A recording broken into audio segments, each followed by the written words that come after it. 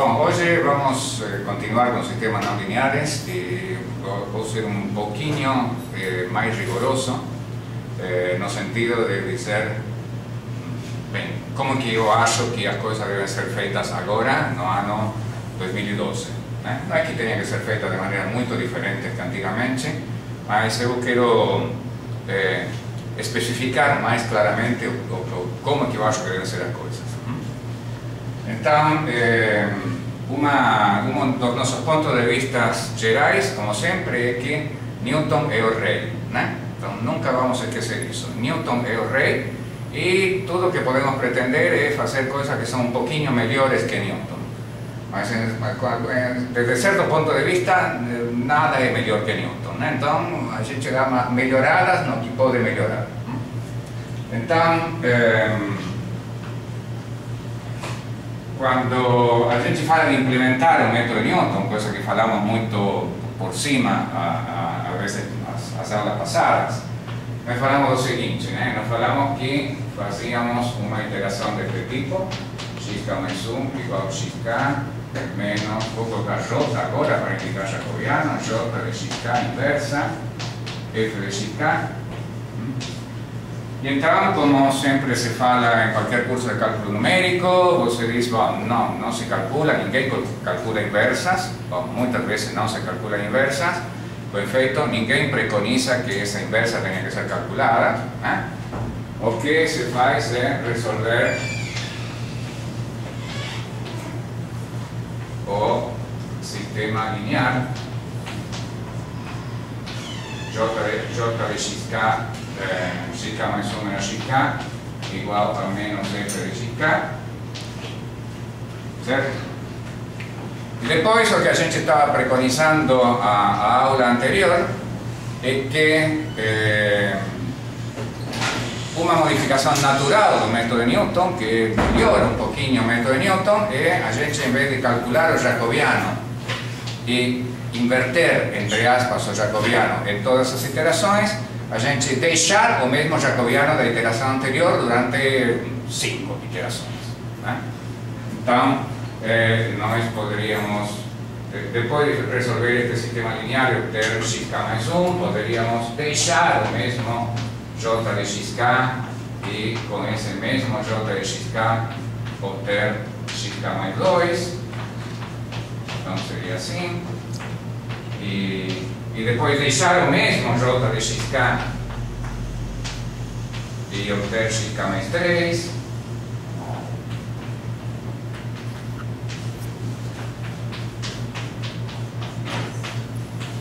E assim por diante.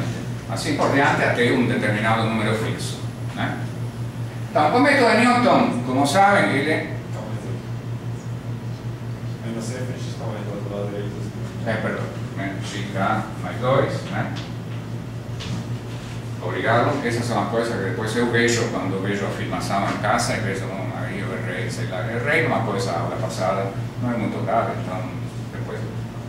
Bom, então podemos fazer isto durante, sei lá, 5 iterações.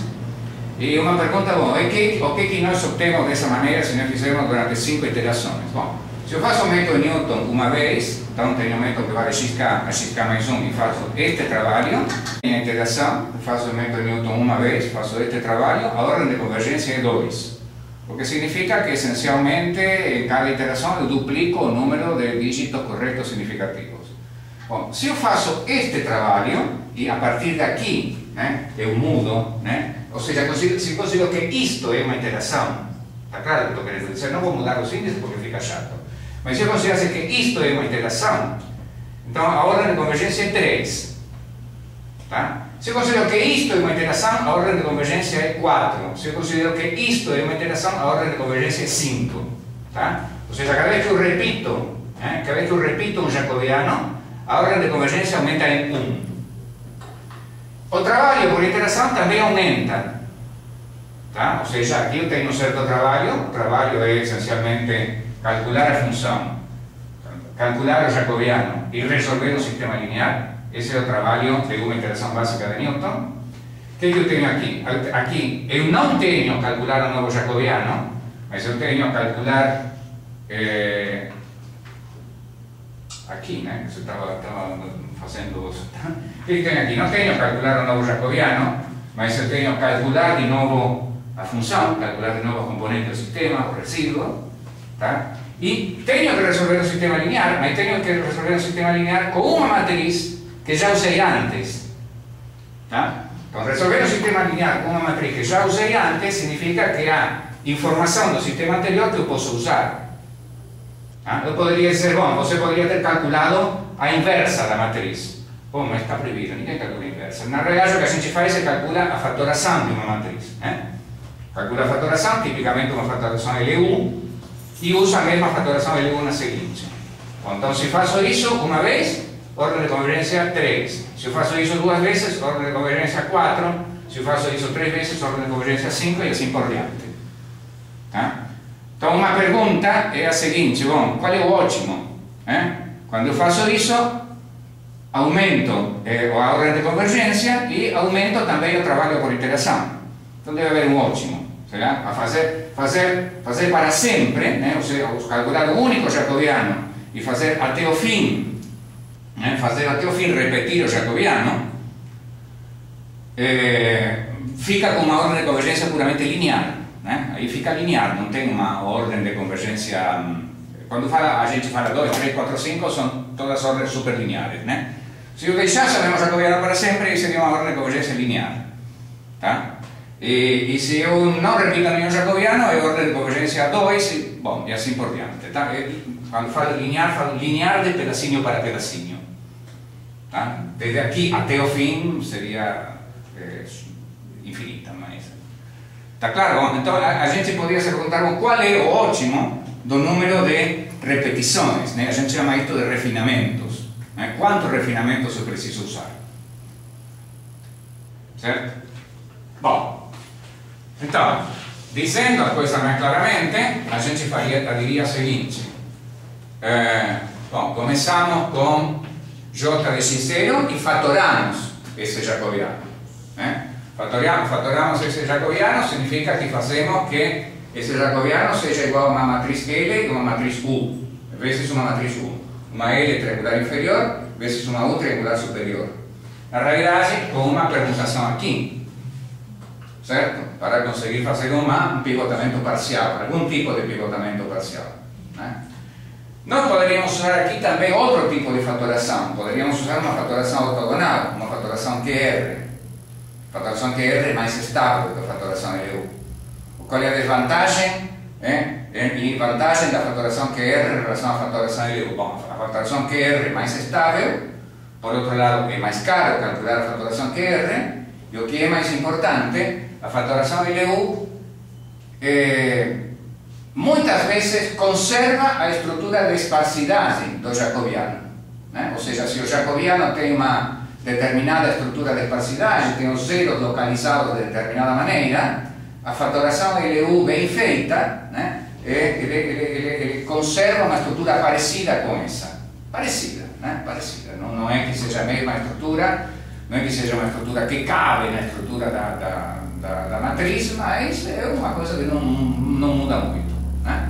Então, se eu uso um bom algoritmo para fazer esta fatoração, quer dizer que eu tenho a fatoração LU, provavelmente a fatoração LU esparsa, se o problema for grande, for esparso, for de 1 milhão de variáveis, não sei o que tal, tenho esta fatoração LU esparsa, e eu posso usar esta mesma fatoração na iteração seguinte. Tá? Então posso começar dizendo, bom, o P aqui nem vou colocar, se subentende, tem uma permutação lá na frente, mas como uma permutação sempre é a mesma coisa que mudar a ordem das componentes, posso pensar que a ordem da componente já foi mudada, para ficar carregando este P aqui o tempo todo. Então eu começo dizendo, bom, LU vezes x1 menos x0 igual a menos f de x0, ou seja, resolvo este sistema linear, tá? Uso refinamentos, então depois faço LU, a mesma LU, vezes x2 menos x1 igual a menos f de x1, ou seja, resolvo este novo sistema linear, mas a L e a U é a mesma, portanto, resolvo os dois sistemas lineares triangulares que aparecem aqui, mas não fatoro de novo. Depois tenho LU vezes x3 menos x2 igual a menos f de x2 e assim por diante.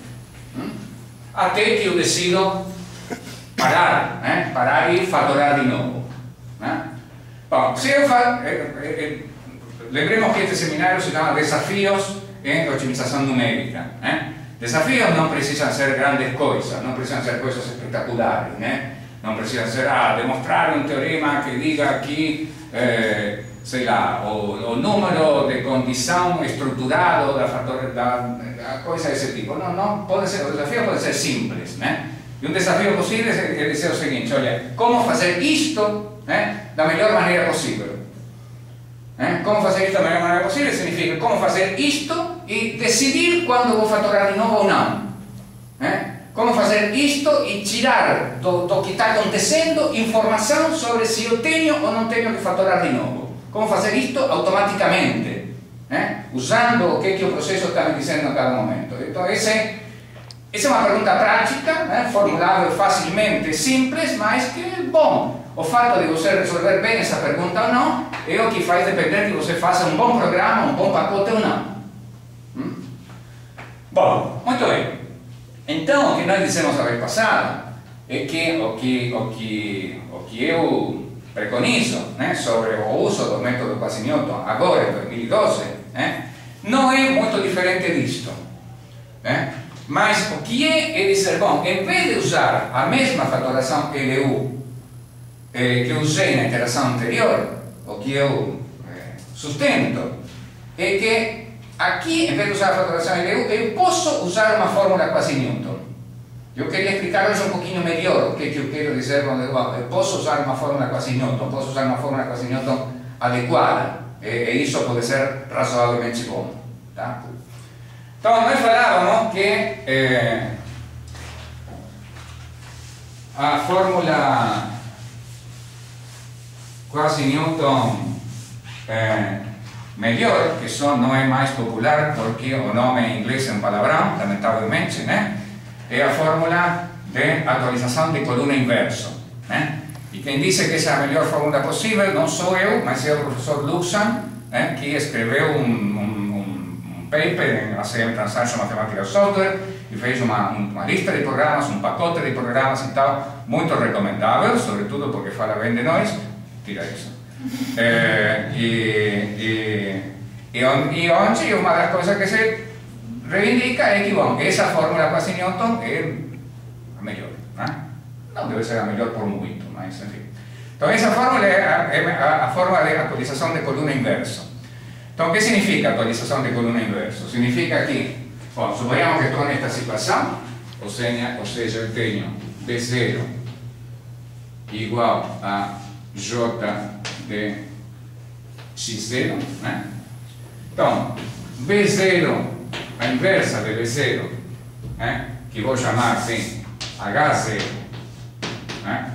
a inversa de B0 é a inversa da matriz LU, tem a permutação por aí, tudo bem? Então, a inversa de B0 é a inversa de U vezes a inversa de L.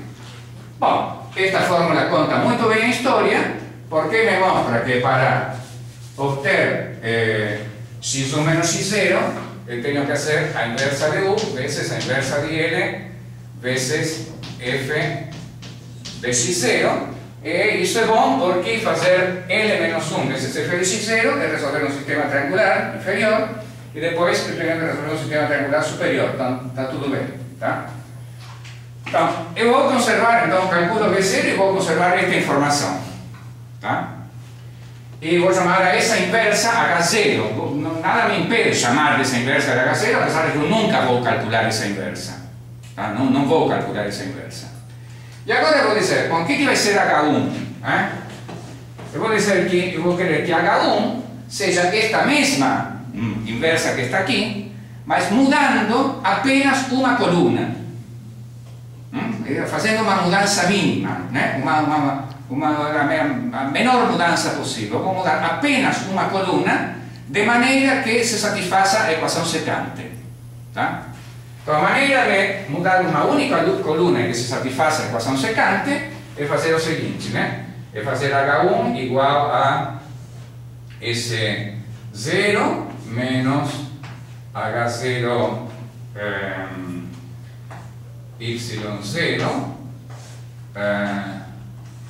E sub I trasposta dividido E sub I trasposta Y0, onde S0 é x1 menos x0, ou seja, o incremento em x, e y0 é f de x1 menos f de x0.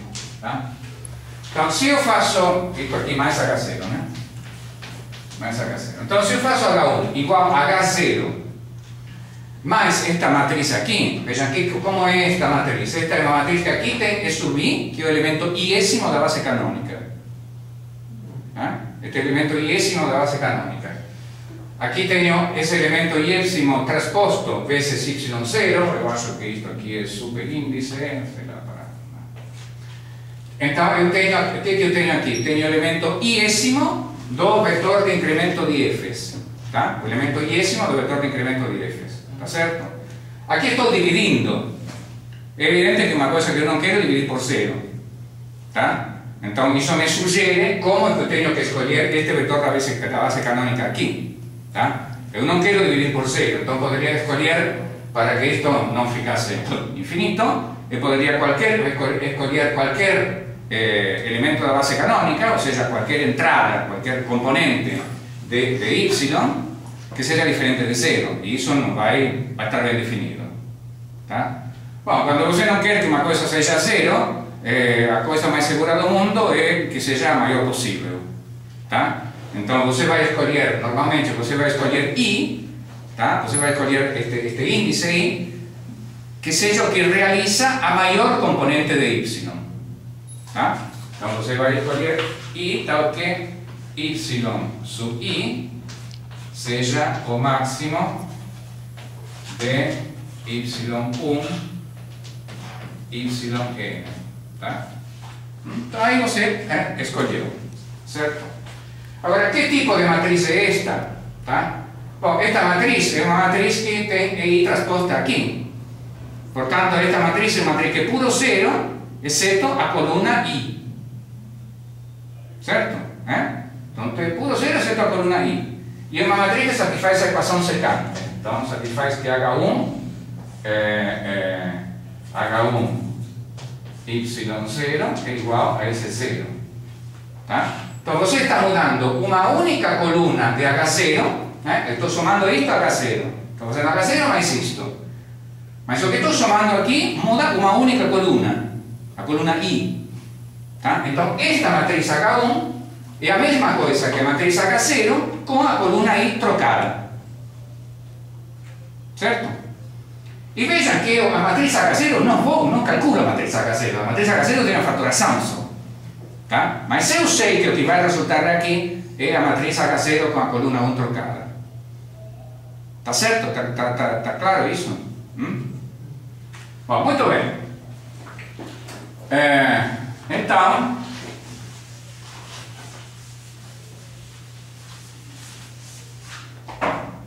significa que, bom, aqui eu tenho H0 e aqui vou ter que H1 é igual a H0 mais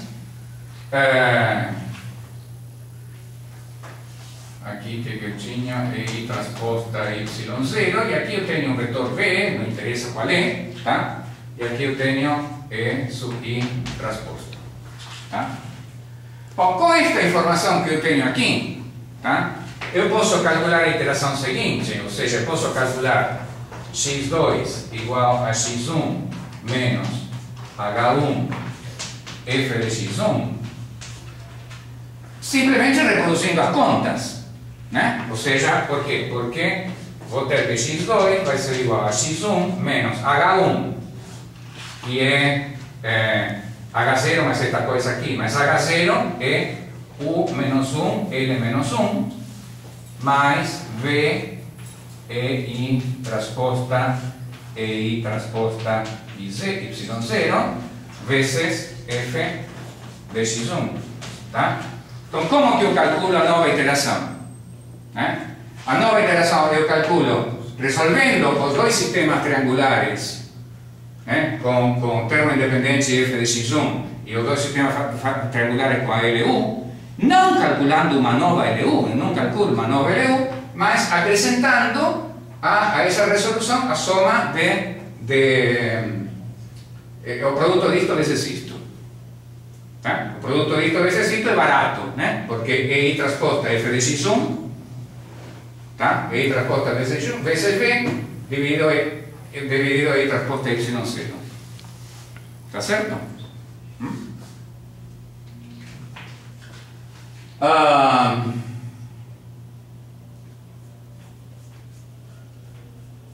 Bom, muito bem. Pulei que eu tenho que fazer outra vez esta operação, porque eu tenho que fazer esta operação quando eu calculo o vetor V, tá? Mas, enfim, quando eu calculo o vetor V é S0 menos H0 Y0. Então, aí eu tenho que fazer a operação com H0, mas há uma poupança que a gente pode fazer aí pelo meio, né? Aí é uma questão de ver que poupança pode ser feita. Bom, isto que eu faço aqui na primeira, tá? Isto que eu faço aqui na primeira iteração, ou seja, na segunda iteração para calcular x2, posso fazer de novo para calcular x3. Então, para calcular x3, vou ter de novo a fatoração LU da primeira, esta aqui a nobre, que é a de Newton, é a fatoração do jacobiano primeiro, mais esta matriz aqui, como a matriz de posto 1, uma matriz assim, vezes, uma matriz que é uma coluna, vezes uma linha, e na linha só tem um elemento diferente de 0, tá? Mais outra, e se faço outra iteração vou ter isso, mais outra, e se faço outra iteração vou ter isso, mais outra, e assim por diante. Certo? Então o que está acontecendo aqui? Se eu faço isto 1, 2, 3, 4, 5 vezes, cada vez vou ter um pouquinho mais de trabalho. Então lembra qual era a dúvida, a dúvida, o desafio que nós tínhamos mencionado antes. O desafio que nós tínhamos mencionado antes é como fazer direitinho o processo de Newton com refinamentos. Newton repetindo simplesmente a matriz inicial. Bom, quantas vezes fazer, como fazer, blá blá blá blá blá. Agora temos mais um, digamos. Agora é um pouquinho mais que Newton repetindo a fatoração inicial. É Newton repetindo a fatoração inicial e acrescentando sempre uma correção numa coluna. E essas correções em uma coluna são correções que eu vou armazenando separadas. O que eu armazeno aqui? Sempre armazeno a fatoração LU e sempre armazeno esta informação aqui, que são N posições. Tá? Porque isto aqui é um vetor da base canônica, vetor da base canônica tem uma informação que é apenas sua posição, tá? E aqui eu tenho um vetor. Tá? Então, em cada iteração deste tipo, eu vou armazenando mais N posições. E vou tendo um pouquinho mais de trabalho, Vou tendo um pouquinho mais de trabalho porque tenho que fazer isto vezes isto. Tá? Bom, tenho um pouquinho mais de trabalho também porque eu tenho que montar o vetor V, tá? Ok, mas tem que ser analisado também isso, Nova pergunta, bom, como se faz isto? Como fazer isto da melhor maneira possível? Se fazemos assim, programamos de qualquer maneira e tal, não vai sair da melhor maneira possível, vai sair mais ou menos. Então, fazer isto da melhor maneira possível, poupando o trabalho de maneira decente e tomando as decisões corretas. A decisão correta fundamental aqui é quantas vezes eu vou fazer isto. Pergunta. A teoria ajuda?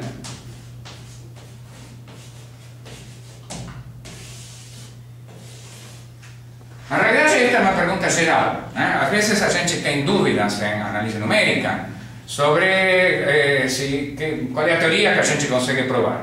Tá? Na realidade, uma pergunta mais importante do ponto de vista prático é se a teoria que eu consigo provar me serve para alguma coisa ou não. Se me serve para implementar melhor, para resolver melhor meus problemas particulares, ou não, né? Então aqui tem esta pergunta também, a teoria ajuda? O que nos diz a teoria? Sabemos uma parte da teoria que nós já conhecemos mais ou menos. A teoria nos diz, Newton sozinho tem ordem 2, né? Começando localmente, começando suficientemente perto, Newton sozinho tem ordem 2, tá? A teoria nos diz que se a coisa funciona bem e tudo funciona normalmente e tal, o método de atualização de uma coluna por iteração tem ordem 2 cada 2n iterações. Está claro? Ordem 2 cada 2n iterações. Bom, se eu faço Newton e continuo com 2n iterações exatamente do método de atualização de uma coluna, veja bem o que estou dizendo, tá? Se eu tivesse uma situação boa, onde o método de atualização de coluna convergisse, tem que ver quais são as condições para isso. Esse método teria ordem de convergência 2 cada 2n iterações. Ou seja, teria ordem de convergência em cada iteração de 2 elevado a 1 sobre 2n. Tá? 2 cada 2n iterações se entende melhor. Tá? Mas isso se eu fizesse a atualização de uma coluna sozinha. Agora digo não, eu faço Newton seguido da atualização de uma coluna. É natural que se eu faço Newton seguido da atualização de uma coluna e seguido de 2n atualizações de uma coluna, exatamente 2n, eu vou ter a ordem de convergência 2 de Newton seguido da ordem de convergência 2n de atualização de uma coluna. Certo? Então, que ordem de convergência vai ficar? Com certeza, vou ficar com a ordem 4 cada 2n iterações. Tá? Bom, isso me serve para alguma coisa? Não, acho que não, né? Porque repetindo, tendo a iteração de Newton e simplesmente repetindo já que o anterior, eu já obtenho uma coisa melhor. Certo? Bom, mas provavelmente estou usando mal a teoria aí, eu estou usando mal a informação, porque, peraí, o método de Newton com refinamento sozinho tem uma ordem de convergência, digamos, ruim, somente linear. Tá? O método de Newton com atualização de uma coluna tem uma ordem de convergência melhor, tem 2n cada 2 iterações. Então, como pode ser que Newton corrigido com atualização de uma coluna tenha uma ordem de convergência pior que o método de Newton com refinamentos? Alguma coisa aí parece que não deve ser assim. Tá? Então, uma conjectura bem possível é que, bom, pelo menos o método de Newton seguido da atualização de coluna, pelo menos deve ter a ordem de convergência do método de Newton com refinamentos. É sensato pensar que vai ser assim. Certo? De todas maneiras, isso ajuda. Quer dizer, isso serve para algo ou não? Quer dizer, se eu vou usar o método de atualização de uma coluna para corrigir Newton, isso vai ser algo puramente heurístico, uma coisa que vai funcionar bem porque algumas vezes sim, algumas vezes não, etc. Ou eu vou ter algum sustento teórico, né? Algo que teoricamente vai me dizer, não, peraí, você aí está realmente melhorando as coisas. Resposta, não sei. Muito bem.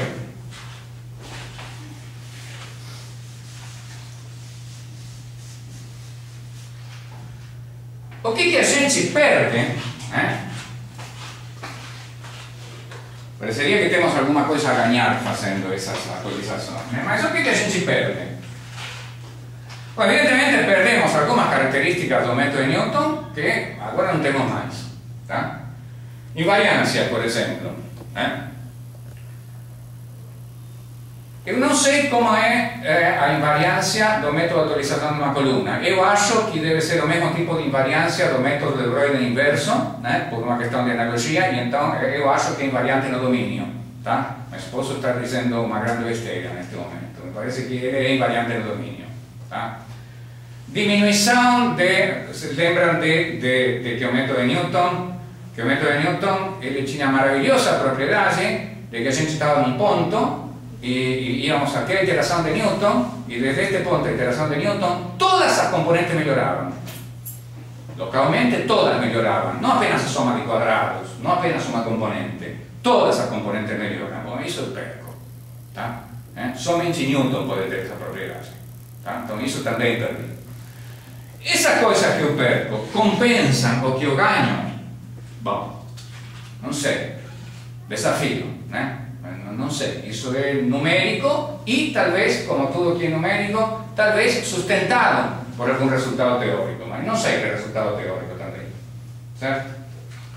Bom, vamos lá.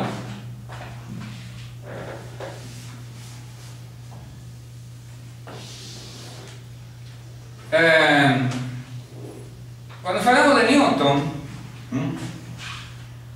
de Newton, y también cuando hablamos de los otros métodos tienen que ver con cuidado, ¿no?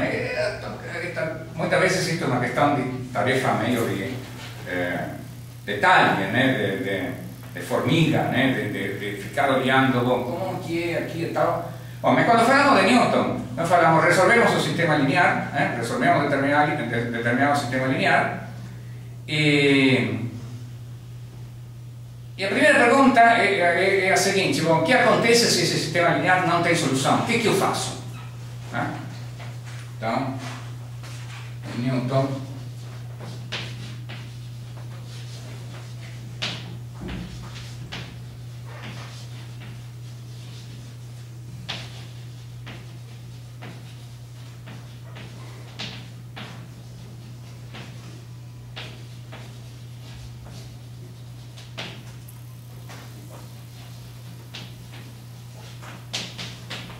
Bom, primeira coisa, o que significa que o sistema não tem solução?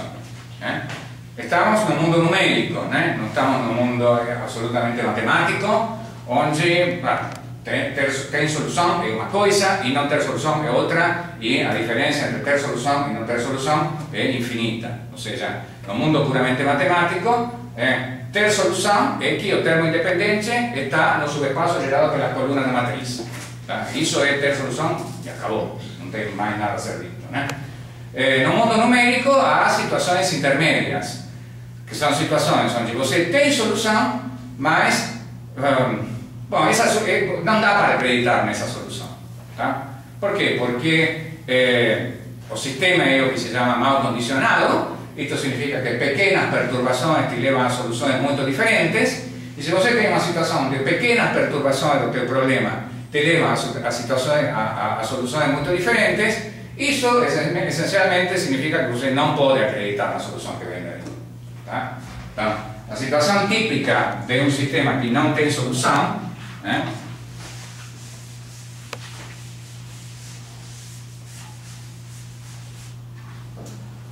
A situação típica de um sistema que não tem solução, bom, digamos em duas variáveis, se um sistema não tem solução, ele é bem caracterizado porque você tem duas retas paralelas, né? Uma das componentes do sistema é uma reta, a outra componente é outra reta, as retas são paralelas, pronto, tá? Você estava por aqui, né? Este aqui era ponto XK, e a linearização de uma das componentes de Newton deu isto, a linearização da outra componente de Newton deu isto, estamos fritos, certo? Bom, mas a situação mais usual que a gente vai encontrar numericamente é que as duas retas não é que sejam paralelas, mas elas são quase paralelas, tá? Elas são quase paralelas. E quando são quase paralelas, bom, você tem solução e você poderia dizer, tá bom, que legal que tem esta solução e esta solução está longe, né? Como está longe, é muito provável que se eu estava numa situação ruim, essa situação longe, essa solução longe me dê uma possibilidade melhor, me está tirando rapidamente do lugar onde eu estava, né? Como eu falei para vocês, acho que eu falei para vocês a vez passada, eu acho que isso é meio supersticioso, né? Pensar que sempre que eu vou para longe é provável que chegue uma solução melhor. Provavelmente o que estou fazendo é simplesmente sorteando uma coisa em qualquer lugar, tá certo? Quando eu tenho uma situação deste tipo, é fácil ver que se eu tenho uma perturbação aqui, digamos, imagine que isto fossem duas varinhas, né? Duas longas varinhas por aí, e eu mexesse um pouquinho, né? Fizesse uma pequena perturbação, batesse na lousa, o que aconteceria? Bom, as duas varinhas se mexeriam e esta solução que está aqui poderia passar para aqui, ou poderia passar para aqui, ou poderia passar para lugares absolutamente absurdos, né? Não qualquer lugar, mas poderia mudar enormemente em relação à posição onde está, né? Em compensação, se eu tivesse duas retas que são deste tipo, ou seja, que elas se intersecam bem, se eu mexo um pouquinho, bom, a solução vai variar mais ou menos perto de onde estava, tá? Bom, este é um sistema, isto que caracteriza um sistema mal condicionado, né?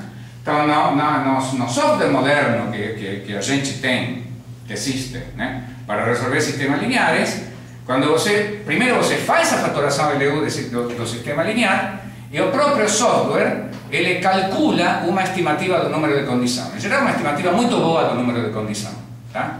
Então, o número de condição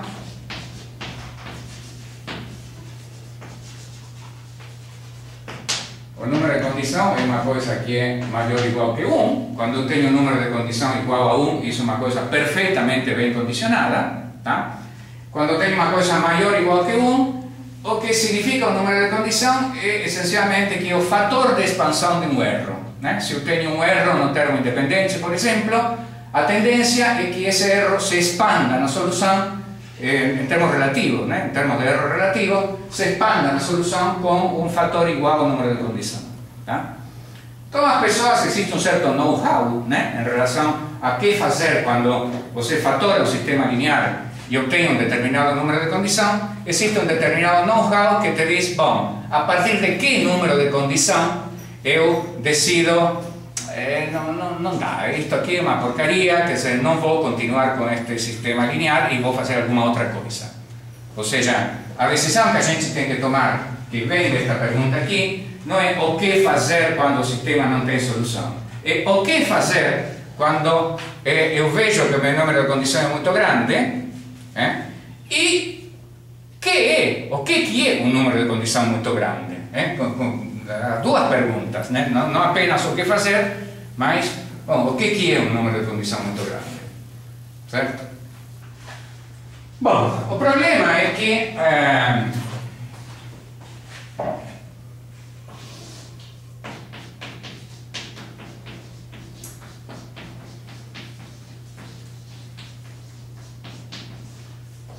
há muitas coisas que podem ser feitas, né? E a tristeza é que nada é de graça, né? Que as coisas mais elaboradas que podem ser feitas provavelmente são melhores, mas por outro lado, em geral, são mais caras. Tá? Então, por exemplo, a coisa mais barata que pode ser feita é dizer o seguinte: bom, que se o número de condição é muito grande, sei lá, é 10 elevado a quinta, digamos, ou 10 elevado a sexta, não sei, é muito grande, não gosto mais dele, tá? Então jogo a fatoração fora, tá? E substituo a inversa do jacobiano, para dizer rapidamente, pela trasposta do jacobiano. Substituo a inversa pela trasposta. Se você substitui a inversa pela trasposta, o que está fazendo, em vez de pegar como direção de busca a inversa do jacobiano, que é F, vai pegar a trasposta do jacobiano, que é F. A trasposta do jacobiano que é F tem uma característica, que é o gradiente da soma de quadrados. Tá? Então, se você decide por esta coisa radical, que diz, em vez de usar a inversa do jacobiano, uso a trasposta do jacobiano, tá? O que eu vou fazer vai ser escolhendo como direção, escolhendo como próximo ponto, o dado pela direção do gradiente. Estou pegando a direção do gradiente.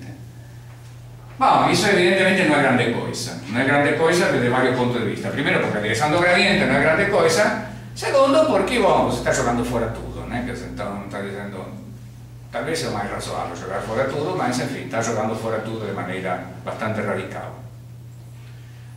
Entretanto, se você decide fazer uma coisa assim, veja bem, em termos de eu continuar atualizando pelo método de atualização de uma coluna por iteração, tá bom, né? É uma coisa razoável. Eu começo no fundo, o que estou fazendo? Eu estou começando o meu método de atualização de uma coluna por iteração, dizendo, bom, minha primeira inversa é a trasposta ao jacobiano. Tá? E por aí vai, né? Então, posso continuar. O que vai dar, não sei, né? Mas eu poderia continuar dessa maneira e, em algumas situações, conseguir alguma coisa razoável. Tá? Bom, então, essa é uma possibilidade. Talvez a possibilidade mais completa, né? Na minha opinião, tá? A possibilidade mais completa que pode existir para corrigir uma singularidade é o que depois a gente, no contexto de minimização, a gente chama restrição de passo por região de confiança. O que significa restrição de passo por região de confiança? Imagine que você tem, vou fazer a coisa mais, o desenho menor, né? Você está aqui no ponto XK e você tem este sistema. Então vamos pensar que isto aqui é muito ruim. Aqui, como eu desenhei para que coubesse na lousa, né? Sistema muito ruim, na realidade se caracteriza porque não cabe na lousa, né? Então este aqui cabe na lousa, mas eu calculei, fiz a fatoração desta matriz e cheguei à conclusão de que, bom, vai ser muito ruim, tá? Então eu não vou querer isto, tá? Não vou querer esse ponto que vai vir de resolver, porque esse ponto vai me dar qualquer coisa, eu não quero qualquer coisa. Então, eu digo o seguinte, eu penso as coisas agora desta maneira. Eu penso que quando eu quero resolver este sistema, tá? Na realidade eu quero minimizar a soma de quadrados das componentes do sistema, linear, tá? Se eu penso na soma de quadrados dos componentes do sistema, essa soma de quadrados vão dar uma quadrática, né? A soma de quadrados do sistema linear dá uma quadrática. Se eu faço a curva de nível dessa quadrática, vai me dar uma coisa assim, né? Então, resolver esse sistema é a mesma coisa que minimizar uma função quadrática, certo? Bom, então, se a coisa melhor que eu queria na minha vida era minimizar esta função quadrática, tá? De maneira irrestrita, mas o minimizador irrestrito desta função quadrática é muito pouco confiável, não posso confiar nele, e fica lá longe, então uma ideia razoável é pensar, bom, em vez de fazer, vou continuar pensando na função quadrática, mas em vez de pensar no seu minimizador irrestrito, que fica lá longe, vou restringir essa função quadrática a uma certa vizinhança do ponto onde eu estou, tá? Então vou minimizar essa função quadrática, não de maneira irrestrita, que não é confiável, mas de maneira restrita, que sim é confiável, né? Vou ter esse ponto que sim é confiável, tá? Este ponto não é instável como este ponto aqui. Se eu bato aqui na lousa, a interseção das duas retinhas vai pular para qualquer lugar, mas este ponto não vai pular para qualquer lugar, né? No caso extremo, esta bola é zero, né? Que tem este raio zero, então não vai pular nada, porque é o próprio XK, né? Então, quanto menor seja a bola, mais estável é este problema, tá? Eu posso resolver este problema e acreditar nele, né? Essa é a saída tipo região de confiança. O problema é uma saída cara, tá? É uma saída cara porque o problema de resolver, de minimizar esta função quadrática nesta bola aqui não é de graça, tá? É um problema que envolve essencialmente, vamos chamarmos de ao jacobiano de Chicago, este problema envolve resolver um sistema linear cuja matriz é A transposta mais um parâmetro μ vezes a identidade, tá? Com o agravante que eu não sei qual é o parâmetro μ, tá? Então não apenas eu tenho que resolver o sistema linear com esta matriz, o que envolve formar esta matriz, tá? Acrescentar μ vezes a identidade e fatorar. Eu posso fazer isto com a fatoração de Cholesky, né? Mas tudo bem. Mas o problema é que eu não conheço qual é μ, tá? Então, encontrar qual é esse μ é o que se chama problema clássico de região de confiança, tá? E não é de graça, tá? E muito menos é de graça quando este problema é grande, né? Quando o problema é grande, enorme, quando tem esparsidade, quando há muitas coisas normais que eu posso fazer com problemas pequenos que não podem ser feitos aqui. Outra coisa que eu posso fazer, né, que também está na linha de fazer uma coisa muito pesada, mas provavelmente com bons resultados, é, de novo, jogar fora a fatoração L1 e dizer, bom, que se vou usar outra fatoração, uma fatoração pesada, uma fatoração cara, mas uma fatoração que me dá realmente toda a informação sobre o sistema, tá? Então, qual é a fatoração mais pesada, mais cara e que me dá toda a informação sobre o sistema? A SVD. Então, essa outra alternativa é dizer, olha, jogamos tudo fora e eu vou usar a SVD. Mas veja bem, é jogar fora a LU e passar para a SVD. Então, é jogar fora a LU e passar, olha, vou calcular a SVD, que envolve calcular autovalores, autovetores, valores singulares, blá, blá, blá, blá, blá, e você pode se perguntar, bom, e... tá bom, mas quão caro é isso? E se for muito caro, vale a pena? Quão caro é isso? A resposta, mais ou menos, a gente pode desenhar rapidamente. Nos computadores que a gente usa normalmente, se você tem que calcular a SVD de uma matriz de 1000 por 1000, com esparsidade ou sem esparsidade, etc., você demora um segundo. Tá? Essa é uma conta que mais ou menos funciona perfeitamente bem. Um segundo para uma matriz de 1000 por 1000. Tá? Estou dizendo isto por isso é o seguinte, olha, isso é caro, tá? Porque um segundo por uma matriz de 1000 por 1000 significa 1000 segundos para uma matriz de 10.000 por 10.000. Tá? Isso é proporcional ao cubo. Né? Isso funciona proporcional ao cubo. Significa 10 elevado a sexta segundos para uma matriz de 100.000 por 100.000. Tá? Vamos ver 10.000 por 10.000. Né? Até 10.000 por 10.000, você já demora 1000 segundos para fazer essa fatoração. Bom, se eu faço SVD, eu tenho a melhor informação possível, posso deitar e rolar, posso, sei lá, calcular a pseudo-inversa, posso tomar a solução de norma mínima, posso fazer o que eu quiser. A pergunta é, vale a pena? Ou não, sei lá, se estamos em um lugar muito ruim, quer dizer que temos que sair desse lugar de alguma maneira, não sei, bom, a resposta é não sabemos. Né? De novo, isso é um desafio numérico que tem a ver profundamente com a maneira como a gente implementa, né? como a gente decide implementar um método moderno para resolver sistemas.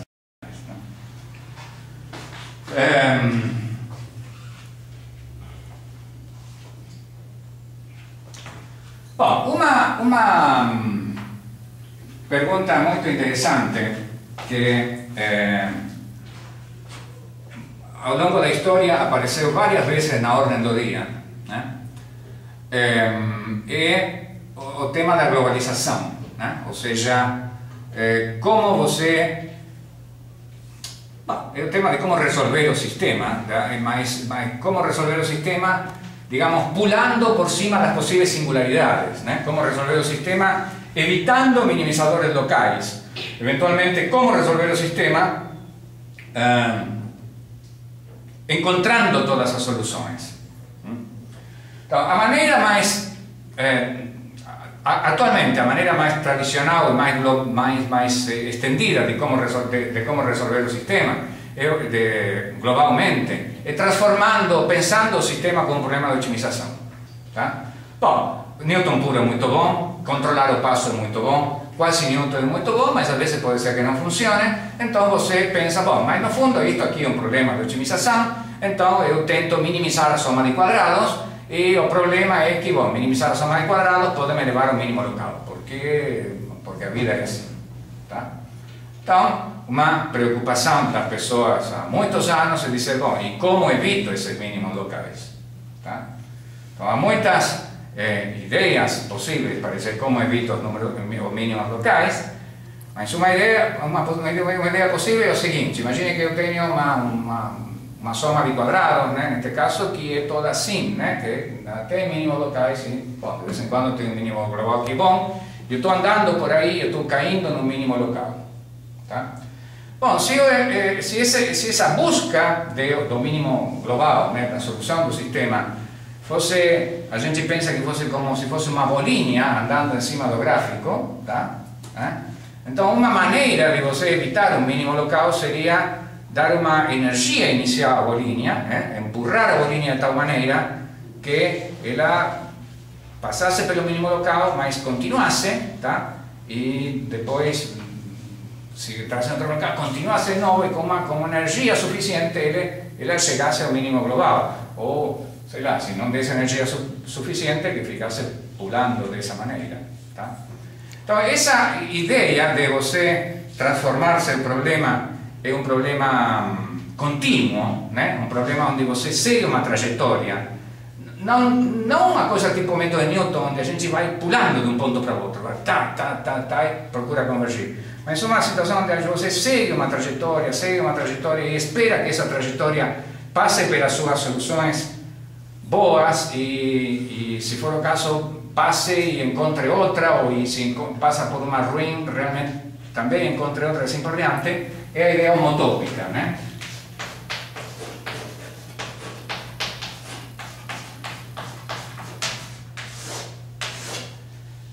Então, a gente pode dizer que existem duas grandes formas de você globalizar, de encontrar soluções globais de sistemas não lineares. Uma é baseada em otimização, que aqui é mais familiar para nós, e outra é baseada em homotopias. Mas eu acho que hoje paramos por aqui porque chegamos ao tempo de 55 minutos. Tá? Então, a próxima vez vamos falar um pouquinho de homotopias. Seria bom que as perguntas entrassem dentro da filmação, se é que você tem alguma pergunta, porque senão, às vezes as pessoas perguntam alguma coisa interessante e se perdem. Né? Tem alguma pergunta? Não tem nenhuma pergunta? Eu tenho. Você tem uma pergunta sobre o método Gauss-Newton. Você permite ser filmado? Sim. Mas é uma pergunta uma coisa que você falou por cima e eu fiquei curioso porque eu nunca li isso. Então você disse que o ICUM era uma mudança mínima que fazia satisfazer a equação secante. Esse mínimo em que sentido? No sentido de que é apenas uma coluna ou em algum outro sentido? Não, é que é apenas uma coluna. A vez passada eu falei de mudanças mínimas, assim, fazendo uma analogia que não tem nada a ver, mas fiz uma analogia com o tema moderno e de moda de compressive sensing, né? Ou seja, por isso que eu falei mudança mínima. Não, porque se fosse mínima em algum sentido, seria arbitrário escolher o y que maximiza sim. E não é uma mudança tipo norma, né? Não é nenhuma norma isso. Não é uma norma. É uma... Ou seja, para qualquer y diferente de zero, existe um tipo de atualização que muda uma coluna e que satisfaz a coisa secante. Sim. E todos são mudanças mínimas no sentido de que mudam apenas. Sim.